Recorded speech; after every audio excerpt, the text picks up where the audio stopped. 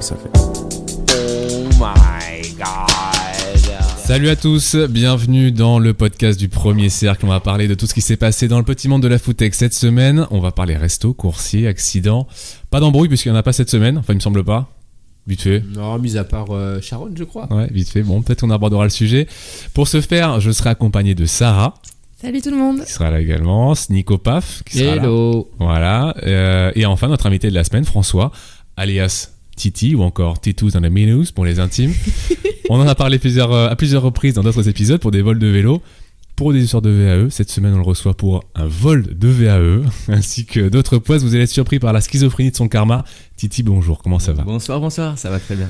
Bon, t'es coursier depuis 2 ans et demi, tu bosses pour plusieurs plateformes. T'es admin du Premier Cercle également, on l'a créé ce groupe-là ensemble il y a un an, presque un an bientôt.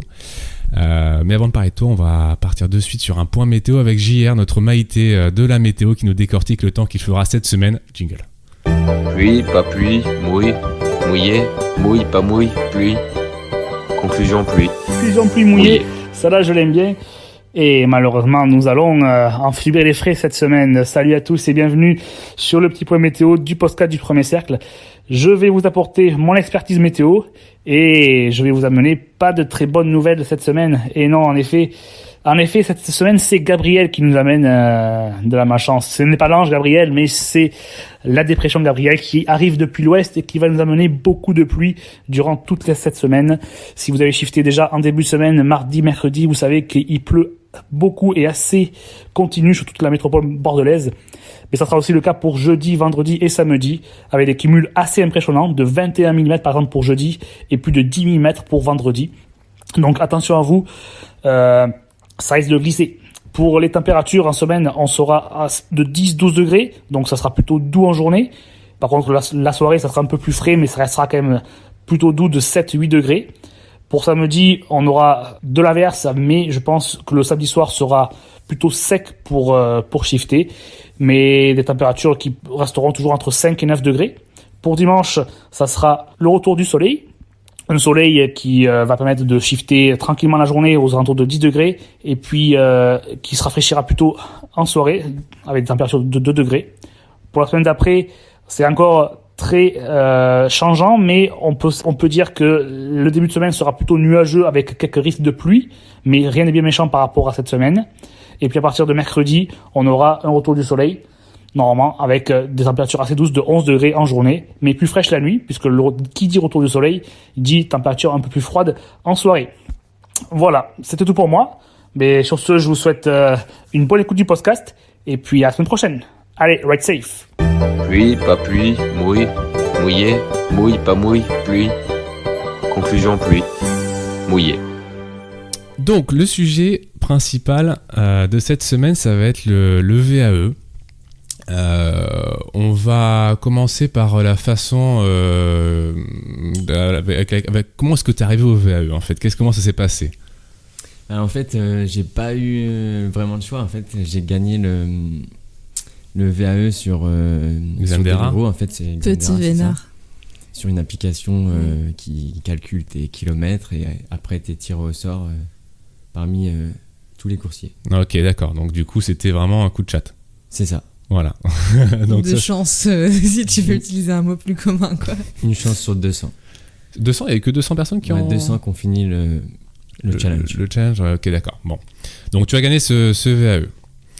Ce VAE, tu l'as utilisé. Donc ça, pour toi, qu'est-ce que ça a changé ? Parce que je sais qu'à la base, bon, les gens ne te connaissent pas forcément, mais t'es pas un gros rouleur. T'avales pas les kilomètres et les kilomètres comme ça non plus. Est-ce que ça a changé quelque chose pour toi ? À ce qui paraît, t'as gagné 10 km de moyenne sur Strava. Non, en fait, j'ai gagné, je pense, 5 km de moyenne, 5 km de moyenne. Et ce qui a changé, c'est que j'étais pas du tout fatigué. Donc forcément, plus d'heures égale plus de rémunération. Du coup, ça faisait à peu près 800 € en plus sur le mois. Ouais, donc tu as vraiment vu une différence au niveau du prix, de ce que tu gagnais par semaine, quoi. C'est ça. Ouais. Au niveau de ta façon de rouler, est-ce que c'était plus détendu du coup? Parce qu'effectivement, physiquement, tu te dépenses moins, enfin c'est moins usant de rouler en VAE évidemment. Est-ce que, moi je sais que personnellement, je l'ai dit plusieurs fois devant les restos, quand t'as de l'attente, ça m'énerve. Est-ce que le fait d'être en VAE, du coup, naturellement, t'es peut-être moins énervé parce que t'es moins fatigué, etc. Est-ce que ça a joué ça sur ton comportement? Ouais, je pense que ça a joué sur mon comportement. J'étais beaucoup plus calme, beaucoup plus à l'aise, moins stressé. Et... Pas comme là, quoi. Ouais, c'est ça. Je t'ai jamais vu aussi guindé, c'est trop bizarre. Ouais, c'est mignon. Hein. Donc Moi j'ai une question. Vas-y, je t'en prie, Sarah. Moi j'ai une question. Par rapport aux propos de PAF d'il y a quelques semaines, il expliquait que du coup, quand on roule avec un vélo normal, bien entretenu, ça ne fait pas de différence avec un VAE. Sachant que tu as roulé avec un VAE et que tu es revenu à un vélo normal, on va en parler après. Plus ou moins entretenu, ok. Qu'est-ce que tu en penses? Je pense que en fait c'est par rapport à, ça dépend en fait des gens plus sportifs. En fait moi je suis pas trop sportif, donc forcément le VAE était, je pense, plus accessible pour moi, et en fait je me mettais au niveau des coursiers en fait. Par rapport à la rémunération, en fait j'arrivais au même niveau qu'eux. Ouais, bon après t'as eu quand même des coups de bol. Je sais que des fois, par exemple chez Uber, il y a des sortes de primes. On sait bien que t'as beau rouler vite, des fois tu te fais avoir parce que t'as pas de chance, tu tombes sur le mauvais resto, etc. Et je sais que parfois, Titi, toi, t'as eu même souvent des soirs où t'as réussi à claquer des grosses primes et sans rouler forcément très vite. C'est ça. Et parce que en VAE, il avait un VAE à ce moment-là. Pas forcément, il y a des fois où il avait pas de VAE. Non, je te jure. Il roulait à 8 km/h, il avait ses primes. Voilà, non, on se connaît bien, je charrie. Parce qu'en fait, si tu vas pas vite, tu peux avoir des doubles en fait. Donc forcément, si tu vas pas vite au drop-off. Mais il faut le dire, purée. Comment? Il faut le dire aux gens. Il faut me le dire à moi par exemple, parce que j'essaye de faire les primes Uber, je roule plus vite que toi, tu vois. Oui, je suis plus fraîche parce que je roule moins longtemps aussi dans la semaine. Ouais, c'est vrai qu'il y a apparemment l'algo, enfin moi c'est pareil, après on sait pas, il y a rien qui nous dit que c'est vrai, mais il y a des gens qui disent qu'effectivement l'algorithme s'adapte en fonction de ta vitesse. Ouais. Moi je pense qu'a priori c'est plus ou moins vrai, ça me semble logique. Et du coup, de ce fait, quand tu roules lentement, il s'adapte à ta vitesse et du coup, il te propose des courses, des doubles, etc. Après, je pense que ça dépend aussi vachement du volume de commandes qu'il y a et de la demande client, évidemment, enfin du ratio qu'il y a entre les deux. Et il y a des soirs où ça peut payer bien si le ratio est proportionnel et que ça suffit, quoi. Sur ton VAE, qu'est-ce que tu aurais changé dans le temps? Est-ce qu'il y a des trucs que tu aurais voulu modifier? Parce que ton VAE, je le précise, c'était un VAE qui était quand même relativement cher, qui valait plusieurs milliers d'euros. Avant que tu te le fasses voler, on en parlera après vite fait, très rapidement, parce que ta période de deuil n'est pas terminée. C'était un VAE qui était avec des freins à disque hydraulique, il me semble. Avec une grosse batterie qui tenait une journée, je crois. Tu pouvais faire combien de bornes avec à peu près? En mode économique, je pouvais faire 190 km. Ah oui, quand même. Et sinon, il y avait 5 modes. Et le mode turbo, c'était 70 km. Ouais, donc même en turbo, quoi, tu pouvais claquer une petite journée. Soir, quoi. Ouais, donc pour ça, c'était pas mal, quoi. Donc à part ça, qu'est-ce que tu aurais changé sur ton vélo du coup? Je te repose la question, mais est-ce que tu avais des trucs à modifier? Est-ce que tu voulais... Je pense qu'il y avait rien à modifier, à part peut-être le débrider, mais ça servait pas à grand chose. Ouais, c'était limité à 25, hein, t'avais pas le... C'est la loi française qui veut ça. Ouais, parce que c'est ça, au-delà de 25, je crois que c'est 40 ou 45, bon après je vais pas être de conneries, mais il faut une carte grise et une plaque d'immatriculation. Hein. C'est ça, et être vacciné et puis avoir 18 ans. Sinon du coup, de manière générale, est-ce que tu conseilles du coup le VAE pour n'importe qui, enfin tout et n'importe qui? Parce que je sais que PAF a critiqué un peu le VAE, il a critiqué sans être lui-même possesseur de VAE, avec un état d'esprit un petit peu old school. Ça n'a pas plu à certaines personnes. Vas-y PAF, je te laisse le micro, vous êtes à deux dessus du coup. Ouais, je tiens à remettre les points sur les i en fait. En fait, j'ai pas critiqué le VAE, j'ai juste essayé de faire remonter des petits points qu'on avait tendance à oublier. Après, bien sûr, tout le monde est libre d'utiliser ce qu'il veut pour shifter, mais c'était juste pour faire remonter des points comme, tu sais, l'histoire du financement, de la condition physique et tout ça, que j'aurais préféré à un milieu de coursier un peu plus élitiste. Tu vois, comme ceux de la première heure. Plus investi. Voilà, c'était juste pour ça. Après, bien sûr, tout le monde prend ce qu'il veut. D'ailleurs, aujourd'hui, j'en suis même arrivé à un point où j'accepte les mecs qui shiftent en scoot, je l'avoue. Et les trottinettes électriques, ça passe? C'est un petit peu décrédibilisant vis-à-vis du job, mais ça n'empêche que c'est des coursiers comme d'autres en fait. Tu vois, chacun prend son choix des armes. C'est complètement intime. Là, c'est chaud. Hein. Et là, je sais pas comment ça s'appelle, Non, mais la roue avec les deux. Après, faut pas partir dans les extrêmes. Il y en a, c'est des. Non, donc la roue, c'est non, mais la trottinette, ça passe. C'est dangereux en fait. Une monoroue, une gyroroue, c'est dangereux. Même la trottinette, c'est dangereux. La trottinette, c'est chaud. Hein. T'as des roues avec c'est des petites pousses. Quoi. Je testais juste ses limites pour moi. Ouais. Petite, hein. Mais voilà, après, c'est juste que. Enfin, je m'en fous en fait que les gens roulent en VAE ou quoi, mais c'est juste que voilà, j'avais fait remonter quelques petits points et je suis très content. Tu t'es pris quelques scuds après.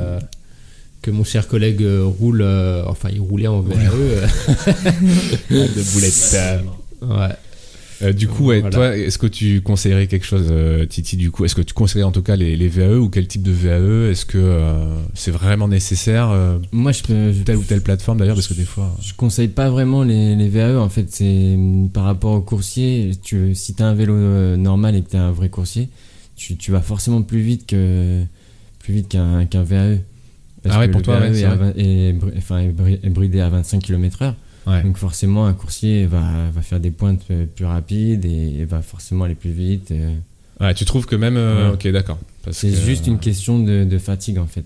Ouais. Pour moi le VAE c'est juste la fatigue. Donc en gros c'est plus sur la durée que tu gagnes. Donc, sur la durée, le temps en semaine et la fatigue. Ouais, donc en gros en Uber c'est plus intéressant parce que Uber, en tout cas pour l'instant là c'est mois-ci, Uber c'est plus... pour les gens qui roulent longtemps, j'ai l'impression que ceux qui... Enfin, quoique, parce que je suis en train de cogiter, j'ai parlé avec un mec la dernière fois devant un resto qui me disait qu'il faisait que les... celui qui roule en V-Cube. On y revient, celui qui roule en V-Cube qui faisait que les primes Uber. Et lui, il arrive à sortir une bonne paye. Je vais pas dire combien parce que ça ne regarde pas, mais une bonne paye. Uniquement en faisant les primes, donc il roule 4 heures par soir et il fait quoi 4-5 soirs dans la semaine je crois, et il se chope juste les bons soirs et puis il torche à fond quoi. Donc non, je pense par contre à Uber pour les longues distances etc, parce qu'effectivement en journée en ce moment il y a très très peu de commandes, surtout le mois de janvier là c'était catastrophe.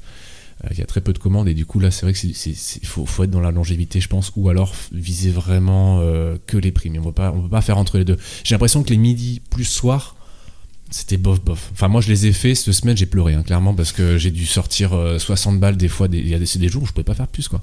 J'étais bloqué. En Deliveroo ou en Uber? En roue, ouais. Ah. En roue. Et j'étais bloqué quand même. Mais pourtant, voilà, roue c'était censé tourner un minimum, mais tellement d'attentes. En fait, c'est un cumul, ça fait snowball comme on dit dans le milieu. Tu t'énerves parce que t'as de l'attente au restaurant, du coup tu repars, t'es fatigué, ça te saoule direct et t'as plus les jambes qui tournent parce que t'es énervé. Le lendemain matin c'est pareil, tu repars, ainsi de suite. Et du coup voilà, ta semaine elle est foirée. Et moi j'ai fait une semaine de merde, tu vois. Et du coup j'ai fini dimanche avec la marche pour Franck et je suis même pas allé travailler à la fin le soir. Donc au final c'était très très contre-productif, tu vois, pour moi la semaine dernière là, par exemple. Le retour à la réalité du coup. Le retour à la réalité, je vais arriver à le dire correctement déjà. Il est apparemment difficile, tu vas nous le dire vite fait Titi du coup, puisque ce vélo du coup tu l'as plus, tu te l'as fait voler il y a 3 semaines je crois, un truc comme ça, et devant un McDo, enfin bref on en a parlé la semaine dernière, c'était voilà, ça s'est fait très vite, t'étais pas très loin du vélo, donc on rappelle évidemment toujours que si tu laisses ton vélo, voilà, même un vélo électrique sur lequel t'enlèves le compteur, donc sur lequel t'as plus d'assistance, mais même ça tu peux te le faire embarquer en quelques secondes quoi, ça va extrêmement vite. Donc c'était ton cas du coup. Est-ce que clairement est-ce que t'en as chié est-ce que t'en as chié de revenir au vélo électrique, au vélo normal pardon Clairement oui, j'en ai grave chié parce que j'ai fait pendant un mois du coup du VAE. Et du coup je pense que les jambes ça leur plaît pas trop de pas pédaler. Et du coup, les 2-3 premiers jours, pour la reprise du vélo normal, là, j'en ai vraiment chié, quoi. Ouais, t'es taillé comme Froome sans la puissance, quoi. C'est ça. Ok. Et ouais, enfin, je me souviens même que depuis que t'avais plus ton VAE, tu me disais que t'avais même un problème dans le vélo et tout. Genre, t'avais Ouais, vraiment je l'impression que tes roulements étaient foirés et tout, tellement ça avançait pas. Cassé, genre que j'avançais pas et tout, mais en fait, je pense que c'était juste psychologique et puis. Parce que là, c'est en train de revenir. Les jambes, quoi. Là, c'est revenu. En fait, je fais encore plus de chiffres que quand j'étais avec mon vélo au tout début, en fait. Ouais, d'accord, ok, donc ouais. Donc, en fait, j'ai gardé le chiffre du VAE, mais en vélo normal. Ouais, c'est juste un peu plus fatigué, quoi, du coup, à la fin, quoi. Ok.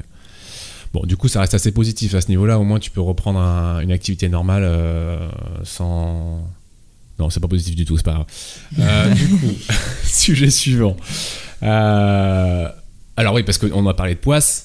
Mais d'ailleurs, est-ce que le podcast il est rémunéré ou pas du tout ? Non. On t'a déjà donné du café, ça te suffit pas ? Non. Parce que en fait, j'ai.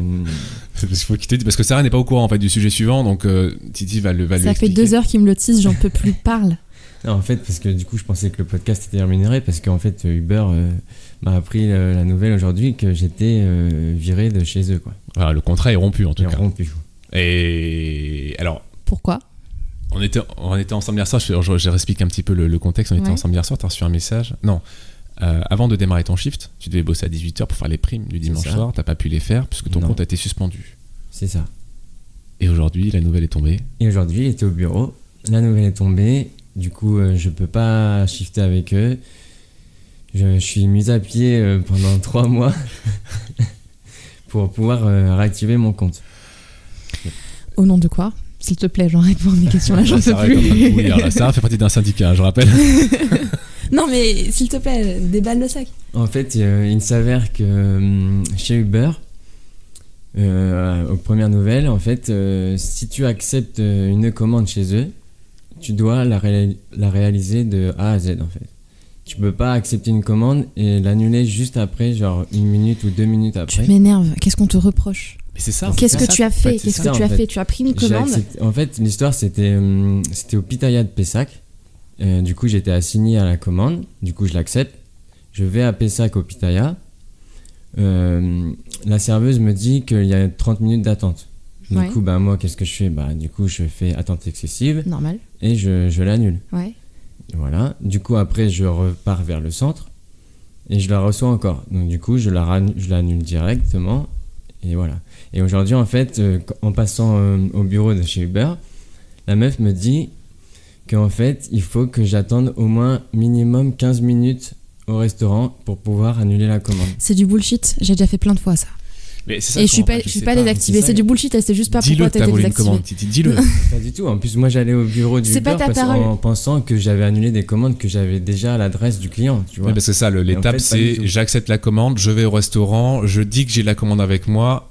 Alors, du coup, j'ai l'adresse du client grâce à ça. Et ensuite, je vais livrer la commande et je confirme l'arrivée chez le client et je confirme avoir livré la commande. L'étape, c'est ça. C'est que toi, du coup, il te reproche d'avoir accepté la commande, être arrivé au resto, avoir dit je suis bien arrivé au restaurant, mais j'ai pas encore récupéré la commande. Hein. Je suis juste arrivé au restaurant. Et du coup, à partir du moment où tu t'es désassigné à ce moment-là, donc t'as pas l'adresse du client, tu peux te faire. En tout cas, tu penses que c'est ça par rapport à la commande qui a appelé ça, c'est ça. C'est ça. Et en plus, la fille de chez Uber me dit que eux, en fait, ils peuvent pas savoir si j'ai pris la commande avec moi ou pas. Ça, c'est pas faux après. Donc en fait, c'est comme si je pouvais prendre la commande et partir et annuler la commande. Par rapport au vol de commande, quoi, en fait. Ils peuvent pas, ils ont aucune preuve que t'as pas volé la commande. C'est pour ça que souvent, il y a des restaurateurs qui nous demandent de valider devant eux. Ouais. Moi, enfin après. C'est du bullshit de A à Z en fait. C'est bizarre. Franchement, c'est bizarre. T'as pas insisté ? Excuse-moi, désolé Paf. T'as pas insisté ? Oui. Regarde en mode mais Paf a pris le micro. S'il y a des bruits de micro, c'est normal. Mais en fait, j'ai rigolé quoi. Je savais pas. En fait, elle m'a appris un truc. Elle m'a dit si, ça fait pas longtemps que c'est mis en place. Ça fait pas longtemps. Ça a été officialisé ? Après, c'est ce qu'elle m'a dit et moi, j'étais en train de rigoler quoi.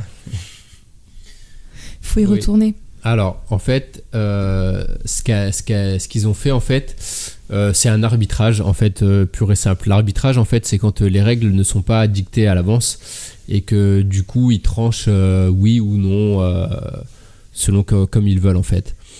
Ils l'ont fait peut-être parce que le restaurant est situé à Pessac et que c'est une commande qui, ça se trouve, a jamais dû être livrée parce que personne n'y est allé et que du coup le restaurant il s'est dit ouais bah cool, lui on va lui faire porter le chapeau.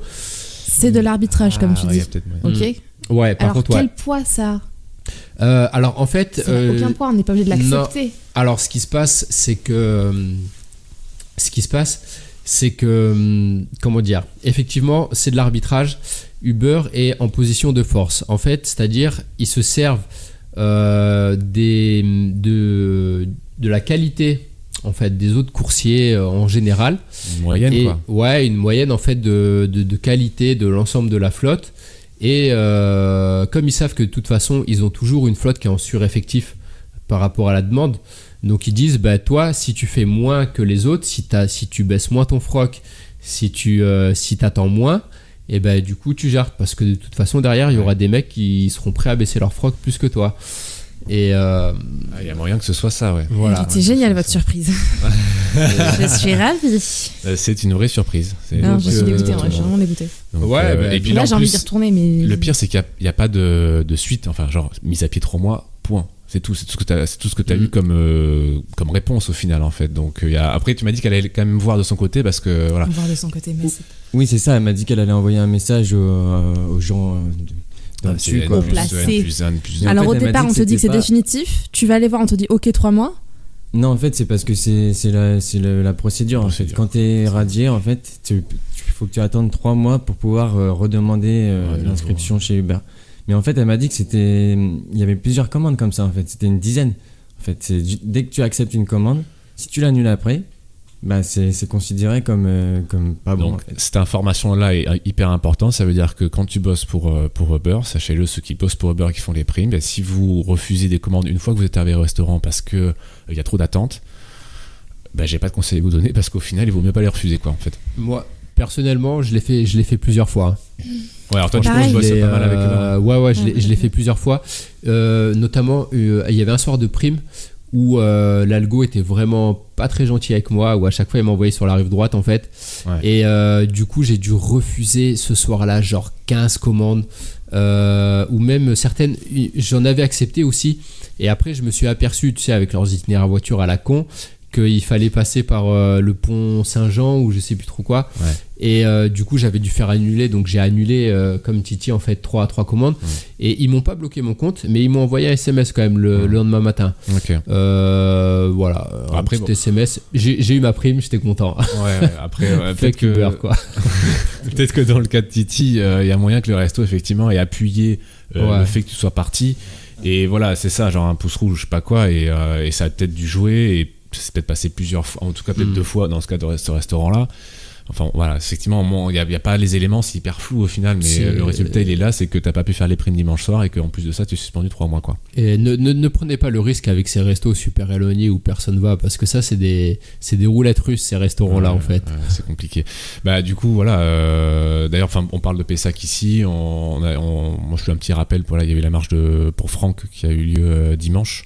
Je pense qu'on est tous contents que ça se soit passé comme ça s'est passé, parce qu'on était assez nombreux. Je pense qu'on devait être 70 personnes au début, 80. Il y avait des journalistes qui étaient là, il y avait pas mal de journalistes qui étaient là pour filmer, etc. Et qui interviewaient certaines personnes aussi, parce qu'il y a des journalistes qui suivaient la famille et tout ça. On a eu du coup Jérôme Pimot qui était là, Arthuré aussi, enfin voilà, des gars du clap. Des Nantais aussi. Et un Nantais aussi qui était là. Ils étaient 3 mais voilà, en tout cas c'était bien cool de voir que tout le monde s'était réuni ce dimanche-là, et puis surtout c'était important, et j'espère que ça fait du bien, ou qu'en tout cas ça réconforte un petit peu la famille de voir que même des gens qui ne connaissaient pas ce mec-là étaient quand même là pour le soutenir, et voilà, donc ça c'était bien. Donc évidemment, je voudrais rebondir là-dessus parce qu'on parle de Pessac par rapport à ce drame. J'ai du coup les potes qui étaient là sur Discord samedi soir, Alex, etc., John Joe et tout, qui se sont retrouvés dans des zones à Mérignac, etc. Et au final, ils m'ont dit vraiment c'est compliqué parce que tu connais pas les itinéraires, on se rend plus compte parce qu'on bosse tout le temps en centre-ville ou un peu extra boulevard, donc les trucs on les connaît au final, et c'est hyper important en fait de connaître vraiment là où tu roules, parce que quand tu te retrouves vraiment loin, d'une, t'as beaucoup moins de pistes cyclables, les éclairages sont en général un peu merdiques. Tu connais pas le timing. Des fois, t'as des voitures qui sortent à des endroits, tu sais pas parce que c'est à contresens, parce que machin. Bref, enfin, c'est vraiment beaucoup plus compliqué apparemment à gérer et beaucoup plus stressant. Parce qu'en plus de ça, vu que t'as pas de piste cyclable, ou alors si t'en as, tu peux rouler plus vite. Donc évidemment, tu roules plus vite parce que il faut que tu speeds. Hein, les distances sont hyper longues et t'as les primes qui t'attendent derrière et que voilà, t'as pas le choix au final. Enfin, t'as le choix, mais si tu veux faire de l'argent, il faut que tu roules. Bref, c'est des zones dangereuses en fait, vraiment quoi. Vraiment, c'est des zones dangereuses. Donc moi, je ne sais pas comment s'est passé l'accident pour Franck. Et de toute façon, je ne veux pas savoir. Parce que pour moi, je pars du principe même que rouler à Pessac et dans ces zones-là aussi éloignées, c'est dangereux pour nous parce qu'elles sont pas du tout faites pour rouler et pour livrer à vélo. Pour livrer à vélo, je parle bien de ça par contre. Donc voilà. On passe à la suite avec un sujet intéressant. J'ai appris ça tout à l'heure en fait, on vient de le rajouter à l'instant. Amiens.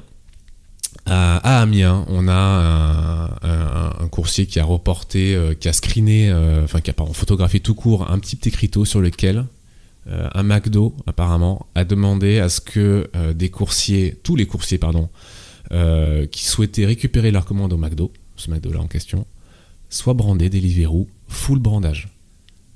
Pas Deliveroo, pardon, Uber. Voilà. J'ai raté, j'étais bien, j'avais la bonne voix et tout. Non, en fait, voilà, il demande qu'à ce que tu aies un sac Uber et rien d'autre. Ou un sac. Pas brandé d'une autre enseigne. En tout cas, il ne faut pas que ce soit brandé d'une autre marque. Est-ce que les marques qui ont coulé, ça marche? Je sais genre pas Foodora, Tekit, c'est écrit, et puis la veste aussi. Il faut avoir la veste. Donc ça vaut ce que ça vaut parce que bon, c'est isolé, c'est à un endroit. Donc on n'a pas ça sur Bordeaux, il n'y a pas ça sur Paris pour l'instant non plus, il n'y a pas ça à Nantes, etc. On a eu ça sur Bordeaux. Ah, ça existait. Je veux que je balance des noms de restos ou on le est Phoenix bon. d'Or?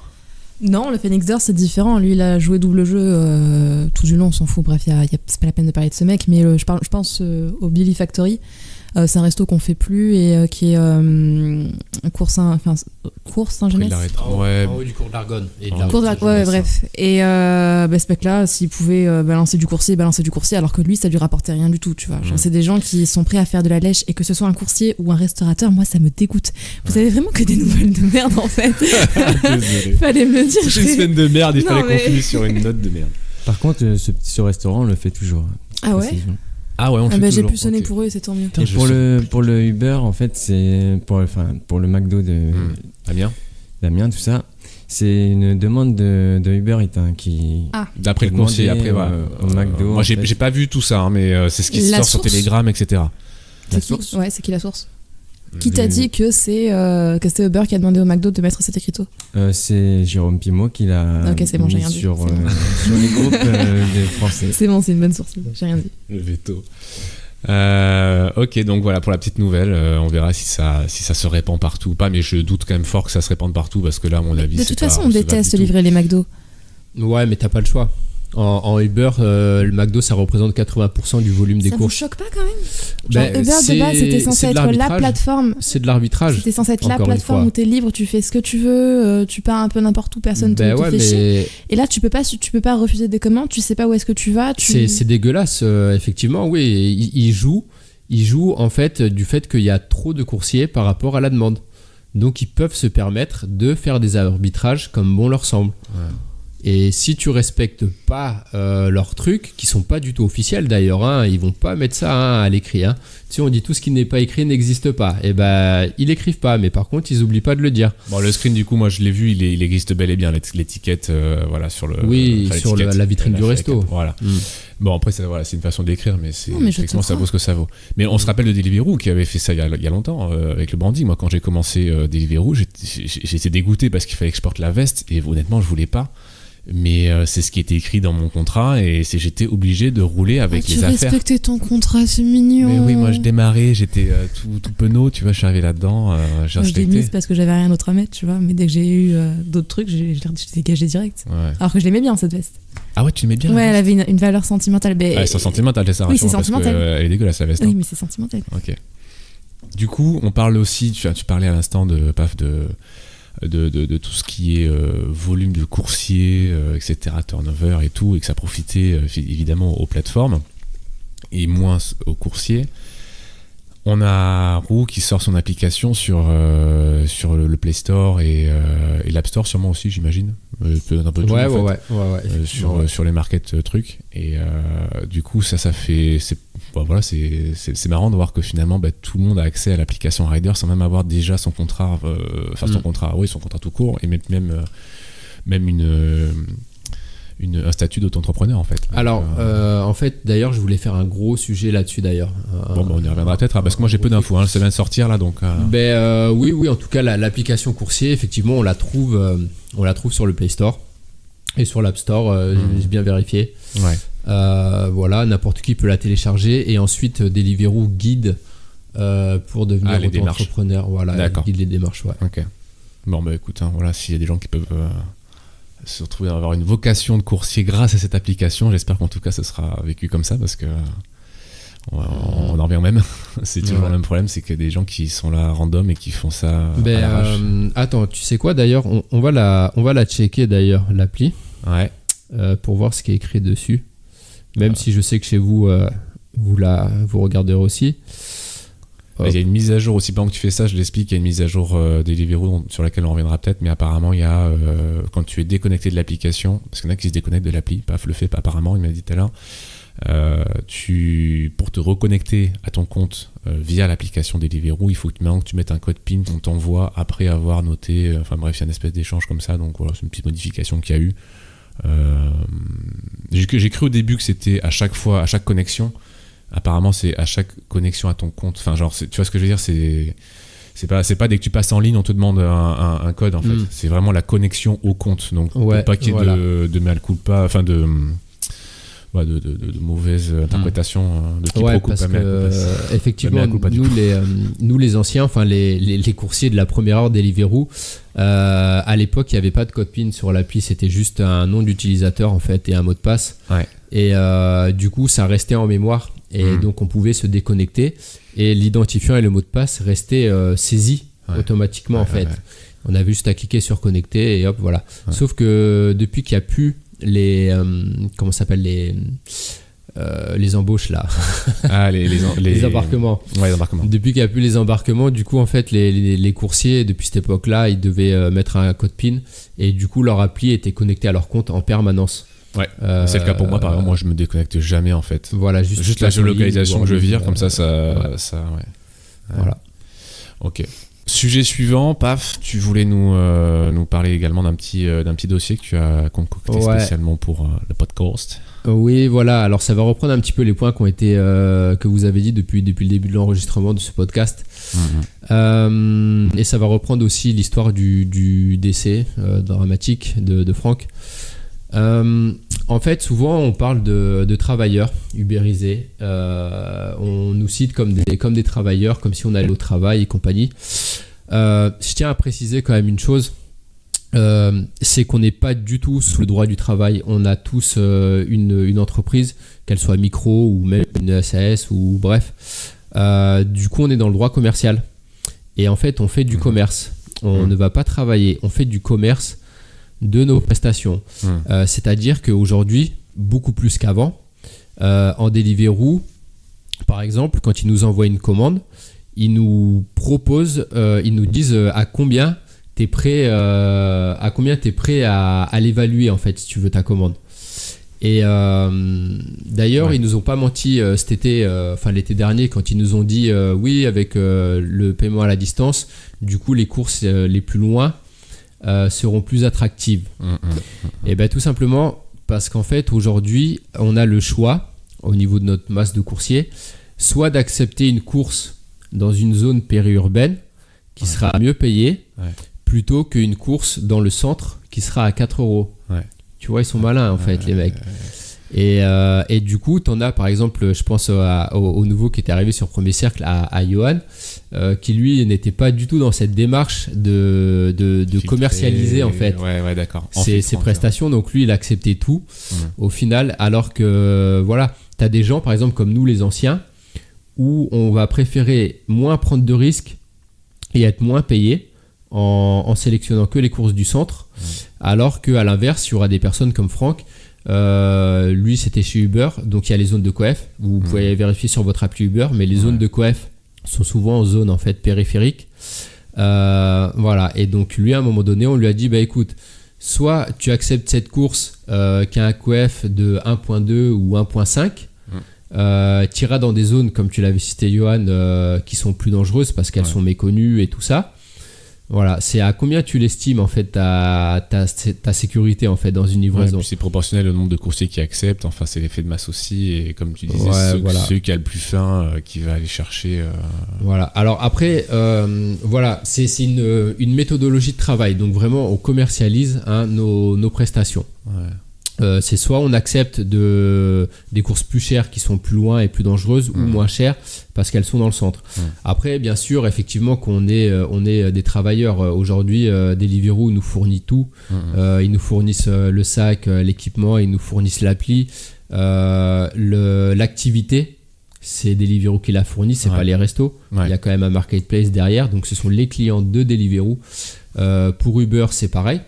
On est ni plus ni moins que des salariés d'Uber parce que même si on achète le sac, mais d'ailleurs ils nous l'obligent comme tu vois pour l'histoire du McDo, ils nous filent l'application, ils nous font le dispatch, ils nous apportent la clientèle.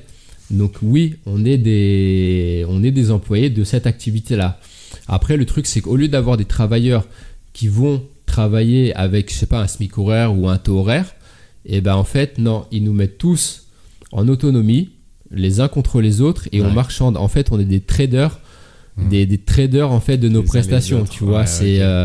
Est-ce que, enfin bon, voilà, je vais pas répéter ce que j'ai dit avant, mais en gros, c'est le concept, quoi. Ouais, toi tu prends, moi je prends pas, t'acceptes voilà, pas, etc. À combien tu l'estimes ta prestation, quoi. Ouais. Bah, du coup, ça expliquerait pardon, un petit peu pourquoi est-ce qu'on a des commandes dont le prix va varier au fil du temps en fait, genre plus il y a de personnes qui refusent la commande, plus le prix augmente en fait. On a remarqué ça sur certaines courses. Je sais pas si c'est véridique ou pas, mais on l'a remarqué sur des courses.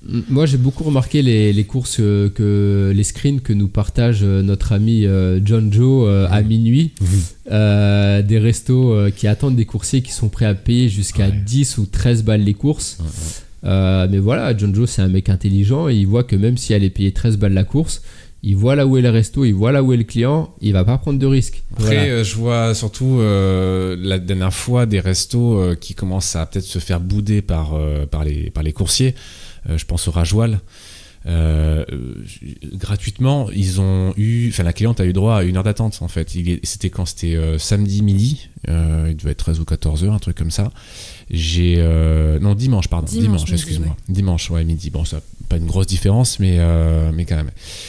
J'ai accepté une commande du Rajoal, en gros, qui était sur le pont Chaban, donc il y avait peut-être 5-6 km à faire, à peu près, un peu moins, entre le restaurant et le client. Sauf que le Rajoal est connu pour être extrêmement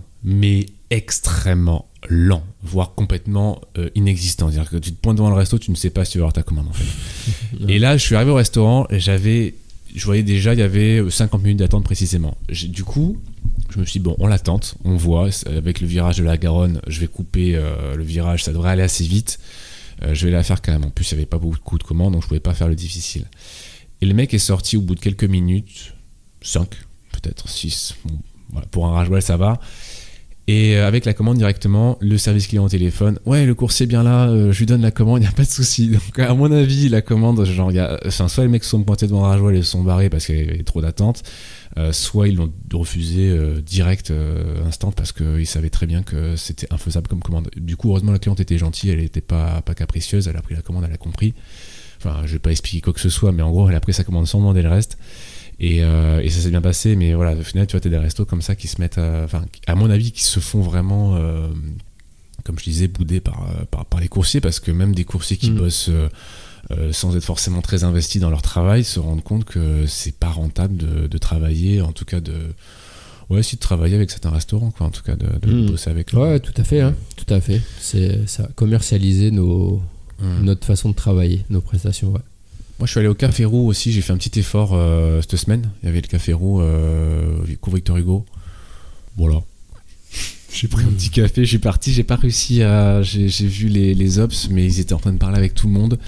Du coup, j'ai pas j'ai pas trop échangé avec eux parce que voilà, c'était pas trop le moment. Et puis après, moi, j'avais un rendez-vous après. Enfin bref, j'étais pas très investi dans le café roux, mais T'as fait un bon, voilà, passage, j'ai fait quoi. l'effort de venir pour voir ce que ça donnait. Au moins, comme ça, je sais de quoi je parle à peu près. Et puis les observations, on les avait vues en table ronde il y a quelques temps de ça, donc voilà. Mais, Et on en parle de l'atelier Makito aussi, où il y a eu le crew BCC en force, comme d'habitude, toujours présent. Qui y est allé non brandé. Hein Qui y est allé Vas-y. Ouais, Ouais, moi, j'étais présent avec, Ok. je sais pas si je peux dire. Avec Alex, Junjo, Sam. Alex, Sam, Ouais. Julien, Jonjo, toute la team BCC, quoi. On a été à l'atelier Makito, quoi, pour faire des Makito. Du coup, C'était bien. Ouais, c'était bien. C'était bon. On a cuisiné en fait, et puis on a mangé ce qu'on a cuisiné, quoi. Après, on a parlé avec les ops, mais. Est-ce qu'il y avait des photos Les cette autres, fois parce que je sais que des fois il y a... Ouais, je pense que les photos vont arriver bientôt parce qu'en Parce que vous avez fait, pas de- on n'était pas brandés, mais il y avait Alex qui avait sa casquette, Deliveroo, ouais. donc les ops s'arrêtaient pas de le prendre en photo. Donc je pense qu'il va Tienne. Non. partir une fois sur les photos. Après c'était cool comme... Je suis sûre qu'il a dû faire des C'était grimaces cool parce qu'en juste fait, pour déconner. le Makito et les restaurateurs du Makito sont très sympas. Ils nous ont expliqué leur histoire, et leur histoire était plutôt cool. Et du coup, c'était assez sympa de participer à cet événement. Ok. Mais ouais, petite anecdote en fait, parce que il y avait une discussion entre un ops et un des membres du crew BCC. Et donc en fait, l'ops expliquait qu'ils étaient obligés de gonfler les plannings parce qu'il y avait des courses qui restaient trop longtemps en attente chez les restos. Ah ouais. Ouais, donc du coup, ils étaient obligés de gonfler les plannings à cause de ça. Ok. Et du coup, la discussion s'est un petit peu envenimée, tout ça, en disant que du coup, ils devaient recruter derrière et nanani, nanana. Et après, c'était parti en discours, ouais, mais les gars, à combien vous estimez une course courte ou une course longue? Enfin, il était parti dans un débat et limite un petit peu à bâcher les coursiers. Ouais. Et comme j'ai dit donc à mon pote là du BCC, j'ai dit, mais le mec, il a pas pris conscience en fait qu'au Makito, 80% des coursiers qu'il y avait, on était tous Tous potes quoi. ouais, tous de la même team. Tu sais, ça me rappelait un peu cette scène dans Fast and Furious où t'as le flic qui arrive pour l'arrêter et qui dit ici c'est le Brésil, tu vois. Non, je vois pas. Mais Les deux, c'est pas grave. mais non, ouais, enfin le mec il est là, tu sais, en essayant de faire la morale, mais Ouais. le mec a pas pris conscience Ouais. que 80% de l'événement qu'il fait, c'est que des anciens qui sont tous Que en des chat anciens. vocal en plus, tu vois. Et, Ouais, pour une petite précision, du coup, le groupe BCC, c'est juste un groupe d'amis qui s'est formé il y a 2 ans, peut-être à peu près. Et BCC, donc, qui signifie juste, enfin, qui fait un rappel à la zone BCC qui existait avant quand il y avait 4 zones. Mais je crois qu'on l'avait déjà expliqué ça, mais bon, c'est un petit rappel, ça fait pas de mal. La zone BCC, donc, qui correspond à Bordeaux Centre, Chartron. Voilà, la zone sur laquelle s'est créé le groupe, quoi, voilà. Bon, bah, du coup, en tout cas, c'était. Bon, ce qu'il faut retenir, c'est que c'était sympa et que ça changeait pas d'habitude, quoi, en fait, ce genre de petit atelier. ouais, on veut bien y retourner avec plaisir. hein. Ok, bon, mais c'est ce qui compte, c'est ce qui compte. Bah, écoutez, je vais vous remercier puisqu'on arrive à la fin de ce podcast. Donc, Sarah, merci à toi d'être venue. C'est cool. Merci de t'être déplacé jusqu'ici. Nico, pareil, merci à toi. De rien. Titi, merci. Comment t'as dit? En tout cas, merci à vous. On se retrouve la semaine prochaine. En attendant, prenez soin de vous et ride safe. Ciao, ciao. Salut.